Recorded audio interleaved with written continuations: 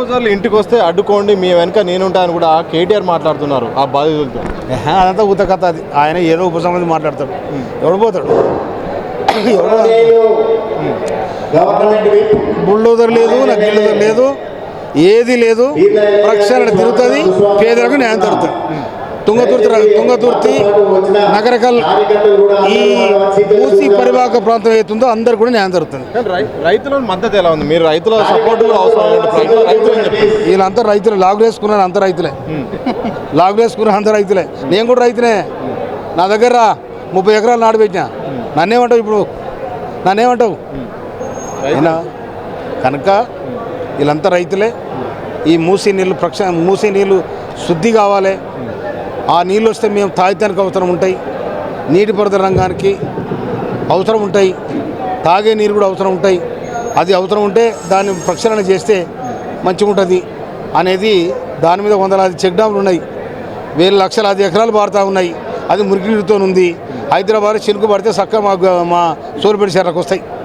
కనుక ఆ నీళ్ళను కూడా శుద్ధి చేసి బ్రహ్మాండంగా హైదరాబాద్కు ఒక అందమైన సరస్సుగా తీర్చిదిద్దాలని గౌరవనీయుల ముఖ్యమంత్రి గారు ఆలోచన ఉన్నది. అది జరిగి తీరుతాయి. అఖిలపక్షం ఏర్పాటు చేయాలి, ప్రతిపక్షాల పార్టీలు అన్ని యొక్క సలహాలు సూచనలు తీసుకోవాలని కూడా పెద్ద ఎత్తున ఆరోపణలు, పెద్ద ఎత్తున మాటలు వస్తాయి. దానికి సహకరిస్తారా?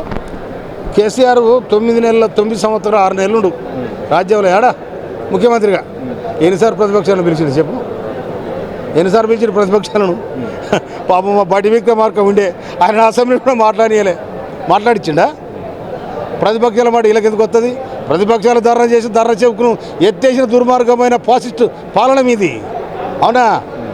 అందుకోసమని వీళ్ళకు ప్రతిపక్షాలనే మాటలు కూడగొట్టాలనేది దయ్యాలు వేదాలు ఇచ్చినట్టు ఉన్నది వీళ్ళ కథ.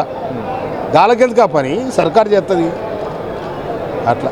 చివరి చెప్పండి, బాధితులు చాలామంది కూడా మా ఇల్లు పోతున్నాయి, ఇంతకాలం ఇన్ని సంవత్సరాల పత్రాలు అవన్నీ ఉన్నాయి, ఇప్పుడు ఇల్లు కట్టుకున్నాం, మాకు ఎక్కడో ఇస్తానంటారు. ఒక అధికారులు కూడా భయపట్టిస్తున్నారు. ఒక రకమైన భయం, ఆందోళన ఉంది. ప్రభుత్వం తరపు నుండి వాళ్ళకి ఎలాంటి భరోసా ఇస్తారు?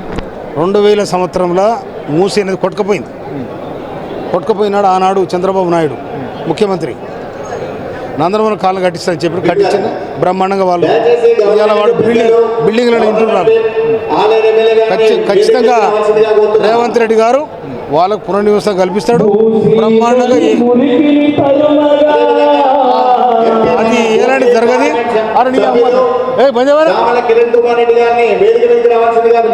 కనుక ప్రక్షాళన జరిగి తీరుతుంది. దాని చుట్టూ పేదల న్యాయం జరుగుతుంది.